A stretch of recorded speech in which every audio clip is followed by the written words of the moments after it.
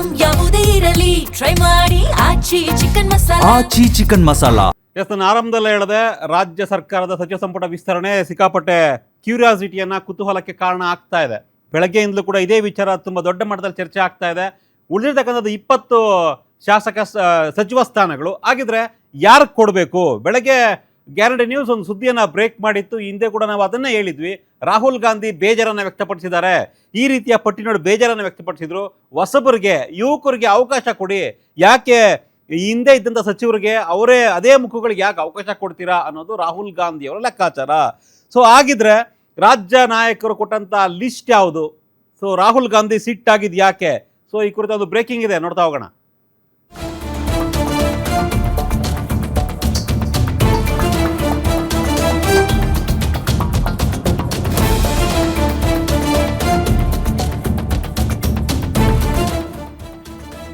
S, ರಾಜ್ಯ ನಾಯಕರ cabinet list ಅನ್ನ ಹೈಕಮಾಂಡ್ ಕೈ ಬಿಟ್ಟಿದೆ. ಕಾಂಗ್ರೆಸ್ ಹೈಕಮಾಂಡ್ ಕೈ ಬಿಟ್ಟಿದ್ ಯಾಕೆ ಅನ್ನೋ ಲೆಕ್ಕಾಚಾರ. ನಿನ್ನೆಯ ಬಹುಶಃ ಫೈನಲ್ ಆಗಬೇಕಾಗಿತ್ತು ಸಚಿವರ ಪಟ್ಟಿ. ಸಿದ್ದರಾಮಯ್ಯ ಹಾಗೂ DK ಶಿವಕುಮಾರ್ ಅವರು ಒಂದು ಪಟ್ಟಿಯನ್ನು ಕೊಟ್ಟಿದ್ರು. ತಮ್ಮ ಏನು ನಾವು ಆಯ್ಕೆ ಮಾಡಿದ್ದೀವಿ, ಸುಮಾರು ಒಂದು 20 ಸಚಿವ ಸ್ಥಾನ ಖಾಲಿ ಇದೆ. ಬಟ್ ಸಿದ್ದರಾಮಯ್ಯ ಹಾಗೂ DK ಶಿವಕುಮಾರ್ 43 ಶಾಸಕರ ಪಟ್ಟಿಯನ್ನ ಹೈಕಮಾಂಡ್ಗೆ ಕೊಟ್ಟಿದ್ರಂತೆ. ಇದರಲ್ಲಿ 20 ಜನರನ್ನ ಫೈನಲ್ ಮಾಡಬೇಕು. ಬಟ್ ನಾವು 43 ಜನರು ಕೊಡ್ತಾ ಇದ್ದೀವಿ, ಯಾರನ್ನ ಫೈನಲ್ ಮಾಡಬೇಕು ನಿಮಗೆ ಬಿಟ್ಟಿದ್ದು, ಫೈನಲ್ ಮಾಡಿ ಅಂತ ಕೇಳಿತ್ತು. ಆದರೆ DK ಶಿವಕುಮಾರ್ ಮತ್ತೆ ಸಿದ್ದರಾಮಯ್ಯ ಕೊಟ್ಟಂತಹ ಪಟ್ಟಿಯನ್ನ ಹೈಕಮಾಂಡ್ ತಳ್ಳಿ ಹಾಕಿದೆ. ಬೇಡ ಇದು ಲಿಸ್ಟು, ಪಕ್ಕಕ್ಕಿಡಿ ಲಿಸ್ಟ್ ಅನ್ನ ಅಂತ ರಾಹುಲ್ ಗಾಂಧಿ ಅವರು ಹೇಳಿದ್ದಾರೆ. ಹಾಗಿದ್ರೆ ಈ ಒಂದು ಯಾಕೆ ರೆಡ್ ಸಿಗ್ನಲ್ ಕೊಡ್ತು ಹೈಕಮಾಂಡ್? ರಾಜ್ಯ ಬಿಜೆಪಿ ರಾಜ್ಯ ಕಾಂಗ್ರೆಸ್ ನಾಯಕರು, ರಾಜ್ಯದ ಸಿಎಂ DK ಶಿವಕುಮಾರ್, ಮಾಜಿ ಸಿಎಂ ಸಿದ್ದರಾಮಯ್ಯ ಕೊಟ್ಟಂತಹ ಒಂದು ಲಿಸ್ಟ್ಗೆ ರೆಡ್ ಸಿಗ್ನಲ್ ಕೊಟ್ಟಿದ್ಯಾಕೆ ಆಗಿದ್ರೆ? ಹೈಕಮಾಂಡ್ ಮುಂದೆ 43 ಶಾಸಕರ ಪಟ್ಟಿಯನ್ನ ಸಿಎಂ DK ಶಿವಕುಮಾರ್, ಮಾಜಿ ಸಿಎಂ ಸಿದ್ದರಾಮಯ್ಯನವರು ಇಟ್ಟಿರ್ತಾರೆ. 20 ಸಚಿವರ ಸ್ಥಾನ ಇದೆ. ಈ 20 ಸಚಿವ ಸ್ಥಾನ ತುಂಬಿಸೋದಕ್ಕೆ ನಾವೊಂದು ಲಿಸ್ಟ್ ಮಾಡಿದ್ದೀವಿ. 43 ಜನ ಶಾಸಕರ ಲಿಸ್ಟನ್ನು ಕೊಡ್ತಾ ಇದ್ದೀವಿ, ಇದರಲ್ಲಿ ಫೈನಲ್ ಮಾಡಿ ಅನ್ನೋದು ಸಿಎಂ DK ಶಿವಕುಮಾರ್, ಮಾಜಿ ಸಿಎಂ ಸಿದ್ದರಾಮಯ್ಯನವರ ಮಾತು. ಆದರೆ ಈ ಒಂದು 43 ಜನ ಏನು ಲಿಸ್ಟ್ ಕೊಟ್ಟಿದ್ರು DK ಶಿವಕುಮಾರ್ ಮತ್ತು ಸಿದ್ದರಾಮಯ್ಯನವರು, ಅದರಲ್ಲಿ 11 ಮಂದಿ ಮಾಜಿ ಸಚಿವರು. ಅಂದರೆ ಕಳೆದ ಸಿದ್ದರಾಮಯ್ಯನವರ ಅವಧಿಯಲ್ಲಿ ಏನು ಸಚಿವರಾಗಿದ್ರು ಆ ಸಚಿವರ ಲಿಸ್ಟನ್ನು ಕೊಟ್ಟಿದ್ರು 11 ಮಂದಿ. ಹೀಗಾಗಿ ಲಿಸ್ಟ್ ನೋಡಿದ ತಕ್ಷಣ ರಾಹುಲ್ ಗಾಂಧಿ ಸಿಕ್ಕಾಪಟ್ಟೆ ಸಿಟ್ಟಾದರು, ಬೇಜಾರಾದರು. ಏನ್ರಿ ಇದು, ಹಿಂದೆ ಸಚಿವರಾದ್ರವ್ರನ್ನೇ ನೀವು ಮತ್ತೆ ಲಿಸ್ಟ್ ಮಾಡ್ಕೊಂಡು ಬಂದಿದ್ದೀರಾ, ಹೊಸಬ್ರಿಗೆ ಅವಕಾಶ ಕೊಡಿ ಅಂತ ಪದೇ ಪದೇ ಹೇಳ್ತಾ ಇದ್ದೀನಿ. ಇಷ್ಟು ಬಾರಿ ಹೇಳಿದ್ರು ಹೊಸಬ್ರಿಗೆ ಅವಕಾಶ ಕೊಡಿ, ಹೊಸ ಮುಖಗಳಿಗೆ ಅವಕಾಶ ಕೊಡಿ ಅಂತ ಹೇಳಿದ್ರು ಕೂಡ ಯಾಕೆ ನೀವು ಅದನ್ನು ತಲೆಗೆ ಹಾಕ್ಕೊಳ್ತಾ ಇಲ್ಲ, ಕಿವಿಗೆ ಹಾಕ್ಕೊಳ್ತಾ ಇಲ್ಲ? ಬೇಡ ನನಗೆ ಈ ಲಿಸ್ಟನ್ನು ಪಕ್ಕಕ್ಕಿಡಿ. ಓಕೆ, ಹಳೆಬ್ರಿಗೆ ಕೊಡಬೇಕಾ, ಹಿರಿಯರಿಗೆ ಕೊಡಬೇಕಾದ್ರೆ ಒಂದು ಫಾರ್ಮುಲಾ ಮಾಡಿ, 70-30 ಮಾಡಿ. ಅಂದರೆ 70%, ಅಂದರೆ ಉಳಿದ 20 ಸ್ಥಾನಗಳಲ್ಲಿ 70% ಹೊಸಬ್ರಿಗೆ ಕೊಡಿ, 30% ಹಳೆಬ್ರಿಗೆ ಲಿಸ್ಟ್ ಮಾಡಿ ಅಂತ ರಾಹುಲ್ ಗಾಂಧಿ ಒಂದು ಸಜೆಷನನ್ನು ಕೊಟ್ಟಿದ್ದಾರೆ. ಅಂದರೆ ಒಂದು 14 ಜನರನ್ನು, 14ರಿಂದ 15 ಜನರನ್ನ ಹೊಸಬ್ರನ್ನ ತಗೊಂಬನ್ನಿ, ಒಂದು 5ರಿಂದ 6 ಜನರನ್ನ ಹಳೆ ಅಂದರೆ ಹಿರಿಯರನ್ನ ಅವಕಾಶ ಕೊಡಿ ಅನ್ನೋದು ರಾಹುಲ್ ಗಾಂಧಿ ಅವರ ಮಾತು.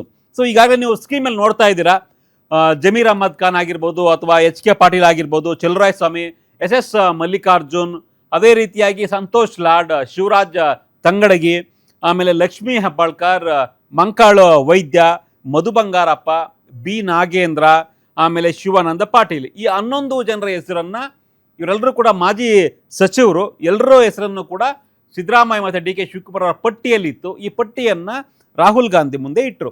ಸೊ ರಾಹುಲ್ ಗಾಂಧಿ ಒಂದೇ ಮಾತು ಹೇಳಿದ್ರು, ಕೊಡೋಣ ಅವಕಾಶ, ಇದರಲ್ಲಿ 30% ಮಾತ್ರ ಅವಕಾಶ ಕೊಡೋಣ, ಉಳಿದಂಥವ್ರಿಗೆ ಹೊಸಬರಿಗೆ ನಾವು ಅವಕಾಶ ಮಾಡಿಕೊಡೋಣ, ಹೊಸಬರ ಲಿಸ್ಟನ್ನು ಫೈನಲ್ ಮಾಡಿ ಇದರಲ್ಲಿ ಯಾರು ಬೇಕು ಅನ್ನೋದನ್ನ ಕನ್ಫರ್ಮ್ ಮಾಡೋಣ ಅನ್ನೋ ರೀತಿಯಾಗಿ ರಾಹುಲ್ ಗಾಂಧಿ ಹೇಳಿದ್ದಾರೆ.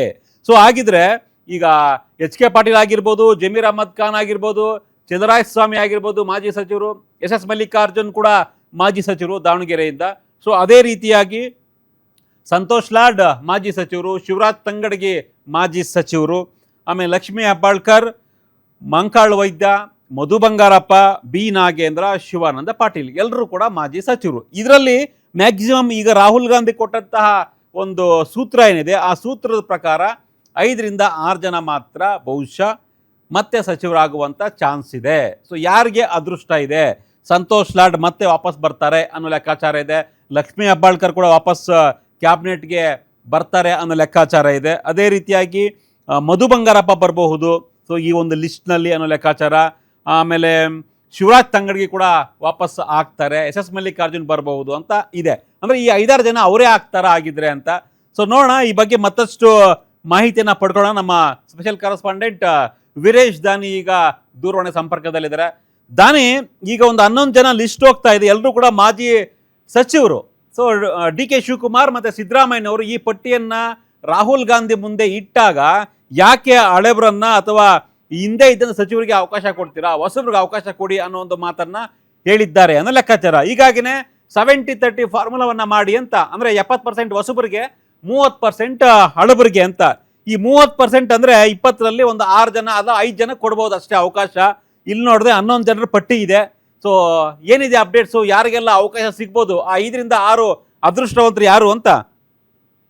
ಸತೀಶ್, ಖಂಡಿತವಾಗಿಯೂ ಸಹ ನಿನ್ನೆ ಸಿಎಂ ಡಿ ಕೆ ಶಿವಕುಮಾರ್ ಅವರು, ಮಾಜಿ ಸಿಎಂ ಸಿದ್ದರಾಮಯ್ಯ ಮತ್ತು ಕೆಪಿಸಿಸಿ ಅಧ್ಯಕ್ಷರಾಗಿರ್ತಕ್ಕಂಥ ಬಿ ಕೆ ಹರಿಪ್ರಸಾದ್ ಅವರು ಸಚಿವ ಸಂಪುಟ ವಿಸ್ತರಣೆ ವಿಚಾರಕ್ಕೆ ಸಂಬಂಧಿಸಿದಂತೆ ಅವರದೇ ಆದಂತಹ ಪಟ್ಟಿಯನ್ನ ಮಾಡಿಕೊಂಡು ನಿನ್ನೆ ದೆಹಲಿಯ ಹೈಕಮಾಂಡ್ ನಾಯಕರುಗಳನ್ನ ಭೇಟಿಯಾಗಿದ್ರು. ಅದರಲ್ಲೂ ವಿಶೇಷವಾಗಿ ರಾಹುಲ್ ಗಾಂಧಿ ಅವ್ರನ್ನ ಕೇವಲ 10 ನಿಮಿಷಗಳ ಭೇಟಿ ಆದಂತಹ ಸಂದರ್ಭದಲ್ಲಿ 3 ನಾಯಕರುಗಳು ಸಹ ಅವ್ರು ಮಾಡ್ಕೊಂಡ್ರೆ ಹೋಗಿರ್ತಕ್ಕಂಥ ಪಟ್ಟಿಯನ್ನು ಸಹ ರಾಹುಲ್ ಗಾಂಧಿ ಅವರಿಗೆ ಕೊಟ್ಟಂತ ಸಂದರ್ಭದಲ್ಲಿ ಕಾಂಗ್ರೆಸ್ನ ಹೈಕಮಾಂಡ್ ನಾಯಕರುಗಳು ರಾಜ್ಯ ನಾಯಕರುಗಳು ಕೊಟ್ಟಿರ್ತಕ್ಕಂಥ ಪಟ್ಟಿಗೆ ನಕಾರವನ್ನು ವ್ಯಕ್ತಪಡಿಸಿ ದಯವಿಟ್ಟು ಪಟ್ಟಿಯನ್ನ ಬದಲಿಸಿ ಅನ್ನೋ ಒಂದು ಸಲಹೆ ಮತ್ತು ಕಡಾಖಂಡಿತವಾದಂತಹ ಖಡಕ್ ಆದಂತಹ ಎಚ್ಚರಿಕೆಯನ್ನು ಸಹ ರಾಜ್ಯ ನಾಯಕರುಗಳಿಗೆ ಕೊಟ್ಟಿರುವಂತದ್ದು.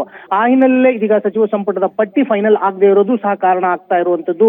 ಅದರಲ್ಲೂ ವಿಶೇಷವಾಗಿ ಈಗಾಗಲೇ ಸಿಎಂ ಸಿದ್ದರಾಮಯ್ಯನವರ ಸಂಪುಟದಲ್ಲಿ ಸಚಿವರಾಗಿರ್ತಕ್ಕಂಥವ್ರು ಮೊನ್ನೆ ಡಿ ಕೆ ಶಿವಕುಮಾರ್ ಅವರು ಮುಖ್ಯಮಂತ್ರಿ ಆದ ಬಳಿಕ 12 ಜನ ಮತ್ತೆ ಸಚಿವ ಸಂಪುಟಕ್ಕೆ ಮರಳಿರುವಂತದ್ದು. ಹೀಗಾಗಿ ಈಗಾಗಲೇ ಹಿರಿಯರು ಮತ್ತು ಅನುಭವಿಗಳು ಎಲ್ಲರೂ ಸಹ ಸಚಿವ ಸಂಪುಟದಲ್ಲಿ ಇರುವಂತದ್ದು. ಹೀಗಾಗಿ ಈ ಸಚಿವ ಸಂಪುಟ ವಿಸ್ತರಣೆಯ ವಿಚಾರ ಸಂದರ್ಭದಲ್ಲಿ ಹೊಸಬರಿಗೆ ಅವಕಾಶವನ್ನ ಕೊಡಿ ಮತ್ತು ಪಕ್ಷ ನಿಷ್ಠೆ ಮತ್ತು ಪಕ್ಷ ಸಂಘಟನೆ ಆಗಿರ್ಬೋದು ಮತ್ತು ಹಿರಿತನದ ಆಧಾರದ ಮೇಲೆ 3-4 ಬಾರಿ ಗೆದ್ದವರಿಗೆ ಅವಕಾಶವನ್ನ ಮಾಡಿಕೊಡಿ ಒಂದು ಸಲಹೆಯನ್ನ ರಾಹುಲ್ ಗಾಂಧಿ ಅವರು ಕೊಟ್ಟಿರುವ ಹಿನ್ನೆಲೆಯಲ್ಲೇನೆ ಈ ಸಚಿವರ ಪಟ್ಟಿ ಫೈನಲ್ ಆಗಿರುವಂತದ್ದು, ತಡ ಆಗಿರುವಂತದ್ದು. ಅದರಲ್ಲೂ ವಿಶೇಷವಾಗಿ ಸಿಎಂ ಸಿದ್ದರಾಮಯ್ಯನವರ ಸಂಪುಟದಲ್ಲಿ ಇದ್ದಂತಹ ಸಚಿವರುಗಳೇ ಈಗಾಗಲೇ ಡಿ ಕೆ ಶಿವಕುಮಾರ್ ಅವರ ಸಂಪುಟದಲ್ಲಿದ್ದಾರೆ. ಅದರ ಜೊತೆಗೂ ಸಹ ಈಗ ಮತ್ತೊಂದು ಬಾರಿ ಮತ್ತೆ 11 ಮಾಜಿ ಸಚಿವರುಗಳ ಹೆಸರನ್ನ ಮತ್ತೆ ಈಗ ಹೊಸದಾಗಿ ಸಚಿವ ಸಂಪುಟ ವಿಸ್ತರಣೆ ವಿಚಾರಕ್ಕೆ ಸಂಬಂಧಿಸಿದಂತ ಸಂದರ್ಭದಲ್ಲಿ 43 ಜನರ ಹೆಸರಿನ ಪಟ್ಟಿಯಲ್ಲೂ ಸಹ ಈ 11 ಜನ ಮಾಜಿ ಸಚಿವರ ಹೆಸರುಗಳು ಸಹ ಸೇರ್ಪಡೆಯನ್ನ ಮಾಡಿ ರಾಹುಲ್ ಗಾಂಧಿ ಅವರಿಗೆ ಕೊಟ್ಟಂತ ಸಂದರ್ಭದಲ್ಲಿ ಹೈಕಮಾಂಡ್ ನಾಯಕರುಗಳು ಕಡಾಖಂಡಿತವಾಗಿಯೂ ಸಹ ಹೊಸಬರಿಗೆ ಅವಕಾಶವನ್ನ ಮಾಡಿಕೊಡ್ಲೇಬೇಕು ಅನ್ನೋ ಒಂದು ಸೂಚನೆಯನ್ನು ಸಹ ಕೊಟ್ಟಿರುವಂತದ್ದು. ಹೀಗಾಗಿ ಸಿಎಂ ಸಿದ್ದರಾಮಯ್ಯನವರ ಸಂಪುಟದಲ್ಲಿ ಈಗಾಗಲೇ ಸಚಿವರಾಗಿ ಕಾರ್ಯನಿರ್ವಹಿಸುತ್ತಿರ್ತಕ್ಕಂಥ 3-4 ಜನರು ಸಚಿವರುಗಳಿಗೆ ಮತ್ತೆ ಡಿ ಕೆ ಶಿವಕುಮಾರ್ ಅವರ ಸಚಿವ ಸಂಪುಟ ವಿಸ್ತರಣೆ ವೇಳೆಯಲ್ಲಿ ಅವರಿಗೆ ಅವಕಾಶ ಸಿಗುವಂತ ಸಾಧ್ಯತೆಗಳು ಇರುವಂತದ್ದು. ಒಂದ್ ಕಡೆ ಸಂತೋಷ್ ಲಾಡ್ ಆಗಿರ್ಬೋದು, ಇನ್ನೊಂದ್ ಕಡೆ ಮಹಿಳಾ ಕೋಟಾದಲ್ಲಿ ಲಕ್ಷ್ಮೀ ಹೆಬ್ಬಾಳ್ಕರ್ ಅವ್ರಿಗೂ ಸಹ ಸಿಗುವಂತ ಅವಕಾಶಗಳು ಇರುವಂತದ್ದು. ಆದ್ರೆ ಈ 11 ಮಾಜಿ ಸಚಿವರುಗಳ ಪೈಕಿ ಯಾರ ಹೆಸರನ್ನ ಎಸ್ ದನಿ, ಥ್ಯಾಂಕ್ ಯು ನಿಮ್ಮ ಮಾಹಿತಿಗಾಗಿ. ಎಸ್, ನೋಡೋಣ, ವೆಯ್ಟ್ ಮಾಡಲೇಬೇಕು, ಒಂದು 2-3 ದಿನ ಆಗಬಹುದು ಅನ್ನೋ ಲೆಕ್ಕಾಚಾರ ಇದೆ.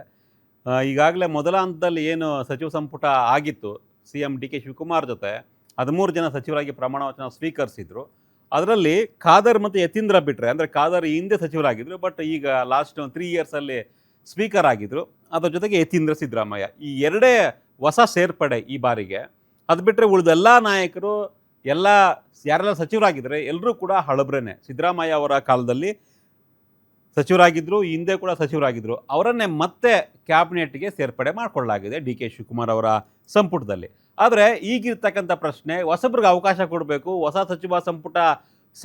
ಸಚಿವ ಸಂಪುಟವನ್ನು ಕಟ್ಟಬೇಕು ಅನ್ನೋದು ಡಿ ಕೆ ಶಿವಕುಮಾರ್ ಅವರ ಕನಸಾಗಿತ್ತು. ಯಾಕಂದರೆ ನಾನು ಕೂಡ ಒಂದು ರೀತಿ ಫಸ್ಟ್ ಟೈಮ್ ಸಿ ಎಮ್ ಆಗಿದ್ದೀನಿ, ನನ್ನ ಜೊತೆ ನನಗಿಂತೂ ಕಿರಿಯರಿದ್ದರೆ ನನಗೆ ಹೊಂದಾಣಿಕೆ ಆಗುವಂತಹ ಸಚಿವರು ನನ್ನ ಒಂದು ಕ್ಯಾಬಿನೆಟ್ನಲ್ಲಿದ್ದರೆ ನಾನು ಅಂದ್ಕೊಂಡಿದ್ದು ಸಾಧನೆ ಮಾಡೋದಕ್ಕೆ ಆಗುತ್ತೆ ಅನ್ನೋದು ಅವರ ಲೆಕ್ಕಾಚಾರ. ಹೀಗಾಗಿಯೇ ಯುವಕರಿಗೆ ಫಸ್ಟ್ ಟೈಮ್ ಸಚಿವರಾಗುವಂತಹ ಶಾಸಕರಿಗೆ ಅವಕಾಶ ಕೊಡಬೇಕು ಅನ್ನೋ ನಿಟ್ಟಿನಲ್ಲಿ ಡಿ ಕೆ ಶಿವಕುಮಾರ್ ಯೋಚನೆಯನ್ನು ಮಾಡ್ತಾ ಇದ್ದಾರೆ. ಬಟ್ ಅದೇ ಯೋಚನೆಗೆ ರಾಹುಲ್ ಗಾಂಧಿ ಓಕೆ ಮಾಡಿದ್ದಾರೆ ಅನ್ನೋ ಒಂದು ಮಾಹಿತಿ. ಸಿದ್ದರಾಮಯ್ಯನವರು ಮಾತ್ರ ಹಳಬರಿಗೆ ಅವಕಾಶ ಕೊಡಬೇಕು ಅಂತ ಪಟ್ಟು ಹಿಡಿದಿದ್ದಾರೆ ಅನ್ನೋ ಲೆಕ್ಕಾಚಾರ ಇದೆ. ನೋಡೋಣ, ಬಹುಶಃ 20ನೇ ತಾರೀಕು ಅಂತಿಮವಾಗಿ ಸಚಿವರ ಒಂದು ಲಿಸ್ಟ್ ಫೈನಲ್ ಆಗಬಹುದು ಅನ್ನೋ ಲೆಕ್ಕಾಚಾರ. ವೆಯ್ಟ್ ಮಾಡೋಣ, ಬಹುಶಃ ಸೋಮವಾರದೊಳಗೆ ಒಂದು ಕ್ಲಿಯರ್ ಪಿಕ್ಚರ್ ಸಿಗ್ಬೋದು.